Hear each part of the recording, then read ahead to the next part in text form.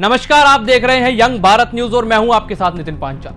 भारत हमेशा से ही अपनी भू राजनीतिक स्थिति और विशाल जनसंख्या के कारण विभिन्न देशों की खुफिया एजेंसियों के लिए महत्वपूर्ण केंद्र रहा है। समय के साथ साथ जासूसी गतिविधियों में पुरुषों के साथ साथ महिलाओं की भी संलिप्तता सामने आई है। खासतौर से पिछले कुछ वर्षों में सोशल मीडिया और डिजिटल संचार के बढ़ते प्रभाव के चलते जासूसी के आरोप में गिरफ्तार होने वाली महिलाओं की संख्या में वृद्धि देखी गई है। हाल ही में कुछ ऐसे मामले सामने आए हैं जिन्होंने देश की सुरक्षा एजेंसियों की चिंताओं को बढ़ा दिया है। आज हम इन्हीं मामलों पर चर्चा करेंगे और समझने की कोशिश करेंगे कि किस तरह से महिलाएं जासूसी के आरोप में फंसती हैं, इसके पीछे की संभावित वजह क्या होती हैं और इसके निहितार्थ कितने गंभीर हो सकते हैं। सबसे पहले बात करते हैं ज्योति मल्होत्रा। वर्ष 2025 में हरियाणा की रहने वाली ज्योति मल्होत्रा की गिरफ्तारी ने सोशल मीडिया इन्फ्लुएंसर्स और कंटेंट क्रिएटर्स के बीच हड़कंप मचा दिया। ज्योति एक प्रसिद्ध ट्रैवल व्लॉगर और यूट्यूबर थी जिनके यूट्यूब चैनल पर लाखों फॉलोअर्स थे।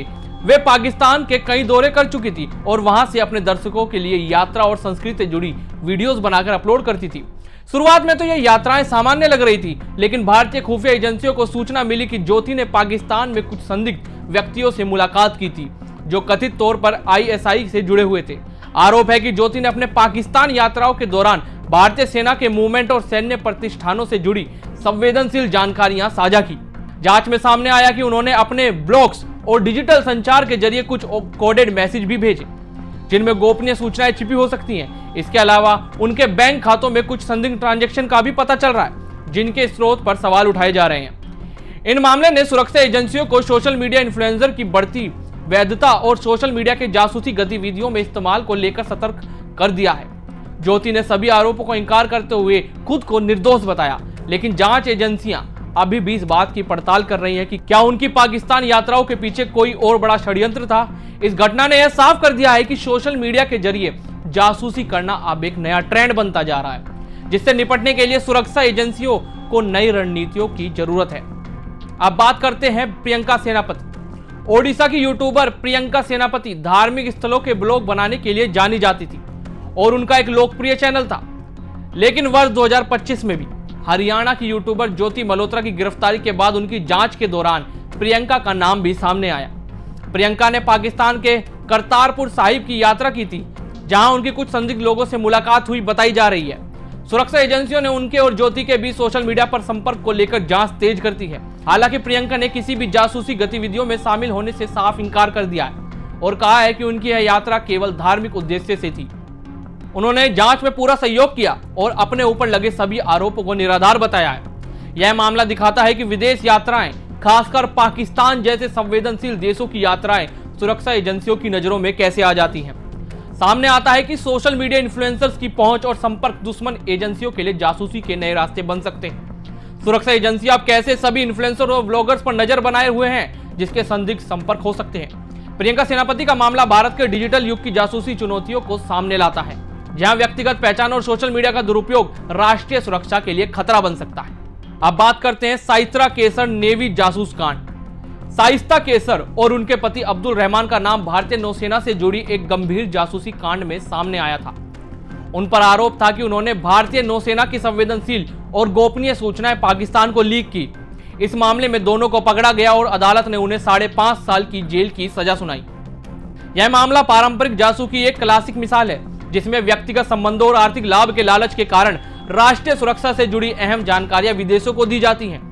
साइस्ता और अब्दुल रहमान की गिरफ्तारी ने यह साफ कर दिया कि जासूसी केवल तकनीकी या डिजिटल माध्यमों तक सीमित नहीं है, बल्कि इसके पीछे मानवीय कमजोरियां जैसे वित्तीय प्रलोभन भी हो सकते हैं। उनके खिलाफ हुई जांच में पाया गया कि उन्होंने नौसेना के महत्वपूर्ण दस्तावेज और सूचनाएं दुश्मन देश को दी, जिससे भारत की समुद्री सुरक्षा को गंभीर खतरा पैदा हो गया। यह घटना सुरक्षा एजेंसियों के लिए एक चेतावनी थी कि केवल तकनीक पर निर्भर रहना पर्याप्त नहीं, बल्कि मानव तत्वों की सतर्कता भी जरूरी है। इस मामले ने यह भी बताया कि जासूसी के खिलाफ कड़ी सजा और कड़ी जांच आवश्यकता है, ताकि ऐसे धोखेबाजों को उचित दंड मिल सके और देश की सुरक्षा सुनिश्चित हो सके। साइस्त्रा केसर और उनके पति का यह कांड भारत की सुरक्षा व्यवस्था में आने वाली खामियों को उजागर करता है और राष्ट्रीय सुरक्षा की हिफाजत के लिए सतर्कता की आवश्यकता को दर्शाता है। अब बात करते हैं अनु का आधिकारिक गोपनीयता का उल्लंघन।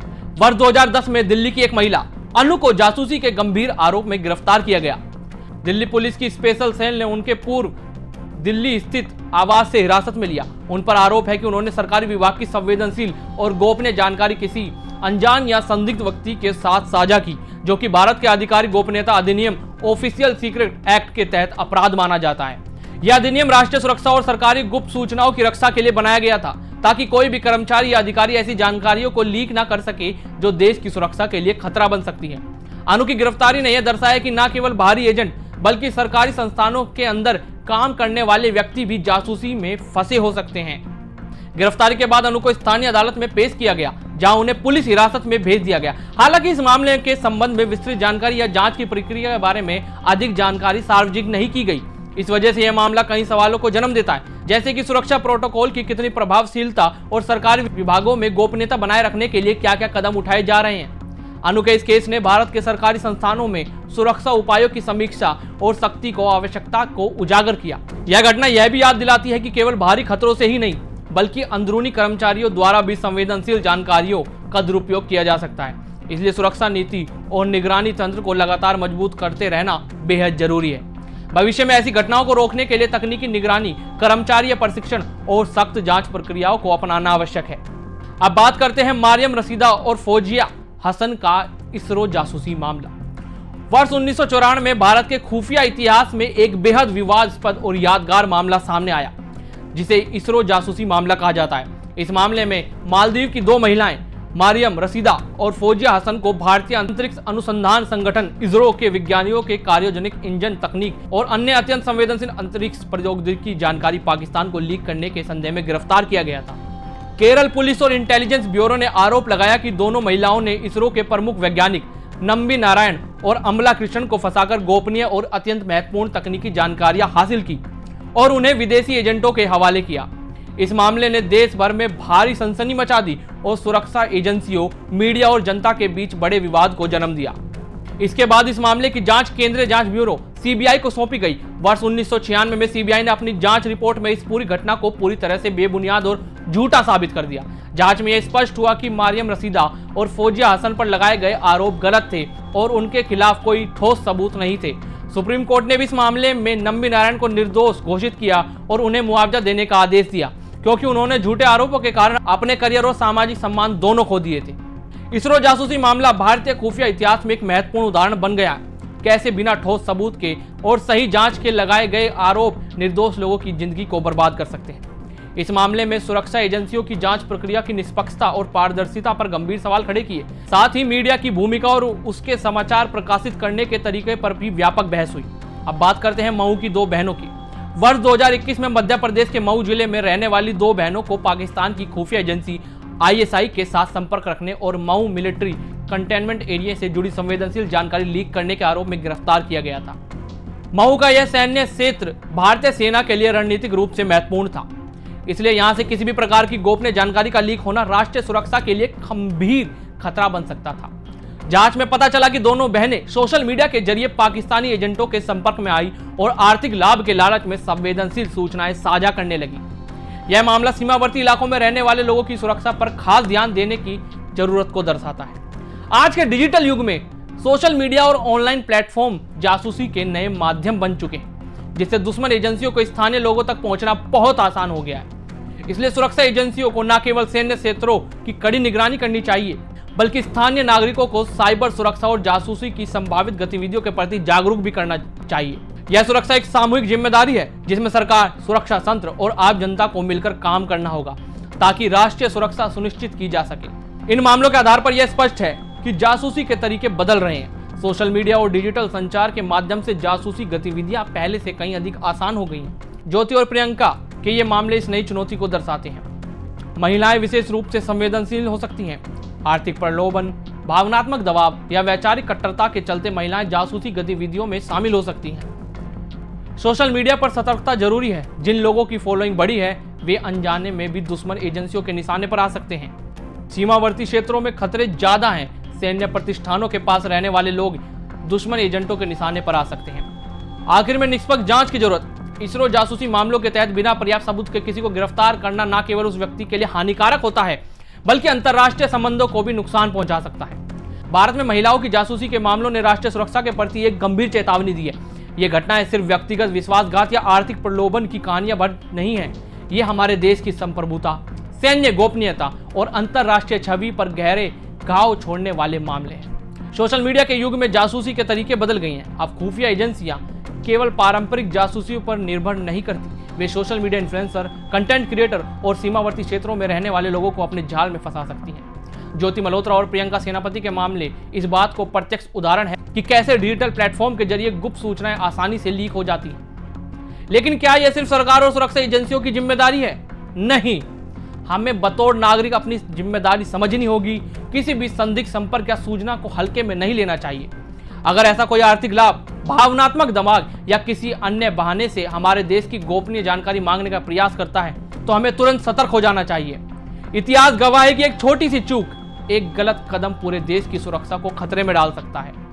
शाइस्ता केसर के मामले में भारतीय नौसेना की गोपनीय जानकारी लीक होने से लेकर मऊ की बहनों के माध्यम से सैन्य ठिकानों की सूचनाएं बाहर जाने तक हर घटना हमें सतर्क रहने की सीख देती है।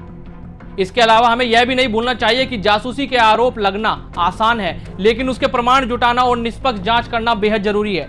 इसरो जासूसी मामले में मरियम रशीदा और फौजिया हसन के खिलाफ गलत आरोप लगने से न केवल उनकी जिंदगी बर्बाद हुई, बल्कि भारत की खुफिया एजेंसियों की साख पर भी दाग लग गए।